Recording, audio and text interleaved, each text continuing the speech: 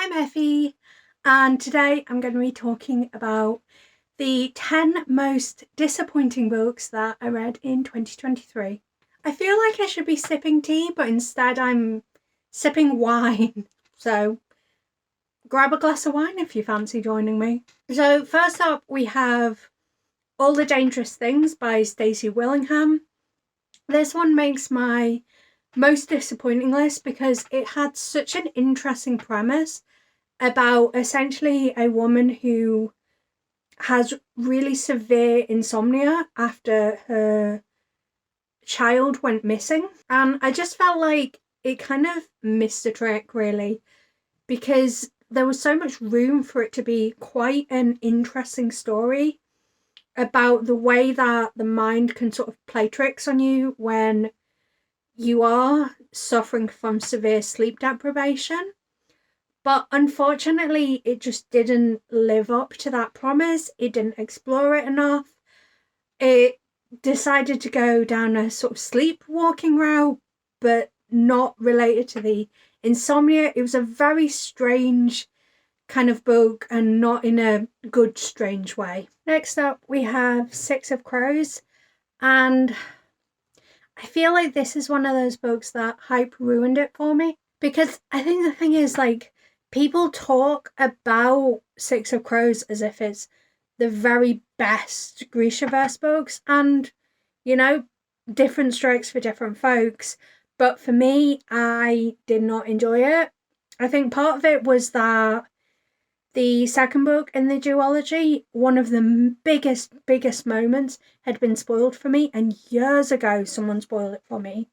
Oh, it's a whole thing that I'm still salty about. But this book just did not hit for me. And then there's the additional thing of I did not like Kaz's point of view, and like he's kind of the core part of the Crows. So if you don't like Kaz, you're not going to have a good time with the Six of Crows duology. So unfortunately, this was another one that just I felt really let down by. That Time I Got Drunk and Saved a Demon by Kimberly Lemming. So this is a multi-level disappointment one because the covers are really pretty, or at least the original covers are really pretty.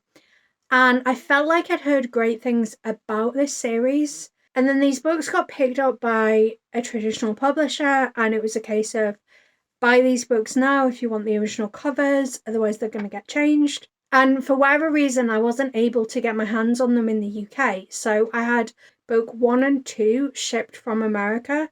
So like I paid quite a lot of money to get my hands on these books. So for it to just be mid just added insult to injury. Also, like I have no idea how I would get my hands on book 3 because like they were meant to release the original cover of book 3 for like a limited period of time, but then they didn't. And like then I do not like the new cover art of book 3, unfortunately. Something feels a bit off about at least one of the faces. Then we have Blow Part 2 by November Sweets. So Blow Part 1 ended up being one of the favourite books that I'd read so far in the year at the point that I read it. And I fully expected it to make my top 10 of this year. However, the disappointment I felt reading Blow Part 2 is pretty much probably why it didn't make my top books, because all of the tension and suspense that had been built up in Part 1 was immediately collapsed in Part 2. And it just did not hit anywhere near the same. Now, I will admit it could have been a case of, you know, having to wait 3 months for the resolution because Part 1 does end on a bit of a cliffhanger. Or it could have been the fact that the 3-month difference was a difference between how I was feeling mentally, and the reason Part 1 hit so much was, you know, where my head was. I think it was at the end of February, start of March that I read Part 1, and then at the end of May, start of June, my head was in a different place. Like that could have been it, but this book just did not hit, and it was such a shame because it kind of ruined part one for me. The Heartstopper Yearbook by Alice Oseman.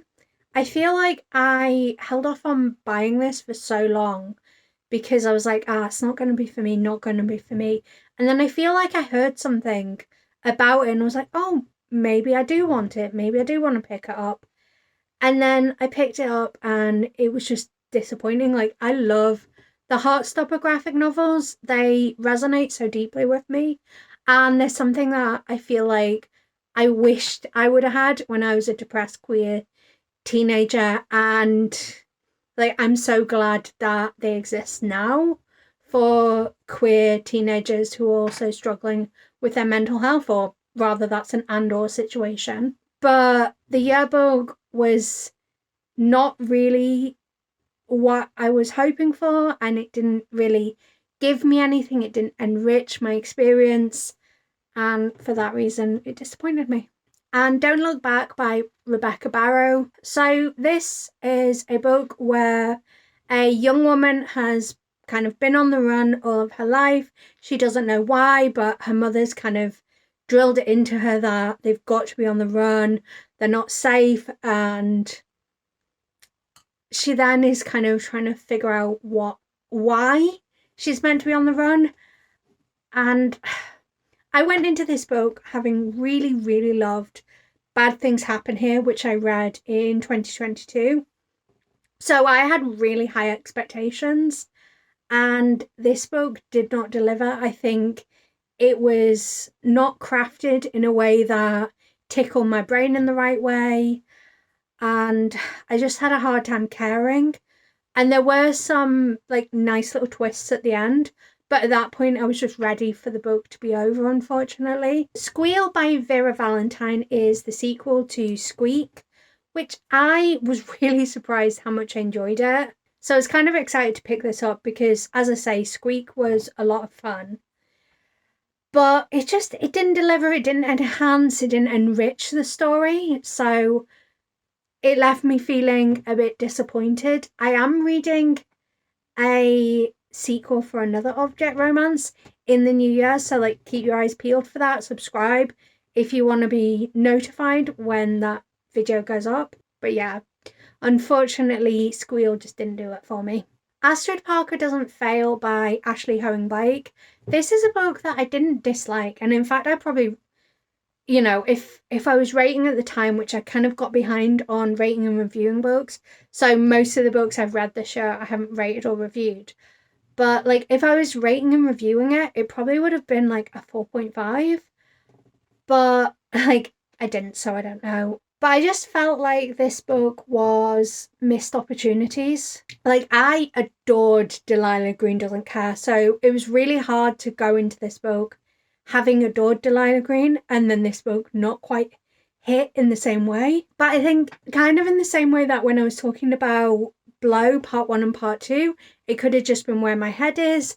That could also be the case for this book, although I do feel like certain things were set up as if they were going to have a payoff or they were going to be explored in this book, and they just weren't, and that let me down a bit, which is a shame. But also it's not as if the book actually set those expectations in my mind.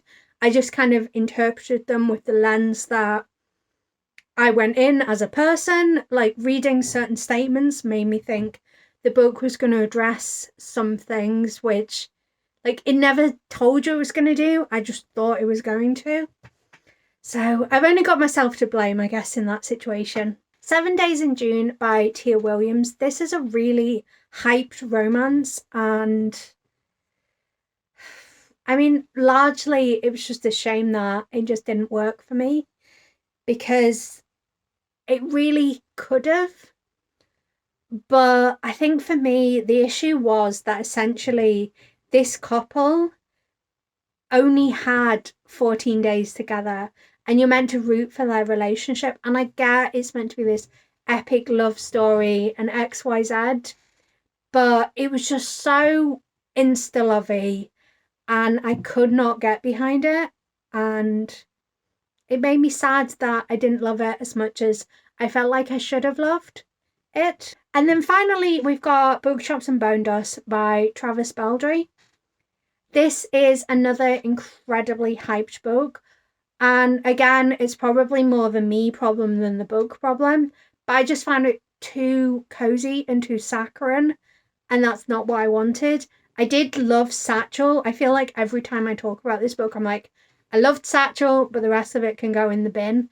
And that's pretty much how I feel about this book. Like, it's not a bad book by any stretch of the imagination. It just didn't work for me. I think there's possibly some like analysis in there about the fact that it being a prequel, and even though I've not read Legends and Lattes, it being a prequel meant that I couldn't root for anything, because you know that Legends and Lattes wouldn't exist if certain things didn't or did happen in Bookshops and Bonedust. So overall, it fell flat. Let me put down my glass and we'll say goodbye. So those were the 10 most disappointing books that I read in 2023. Feel free to drop a comment down below of the book or books that disappointed you most this year. But until tomorrow, love you. Bye.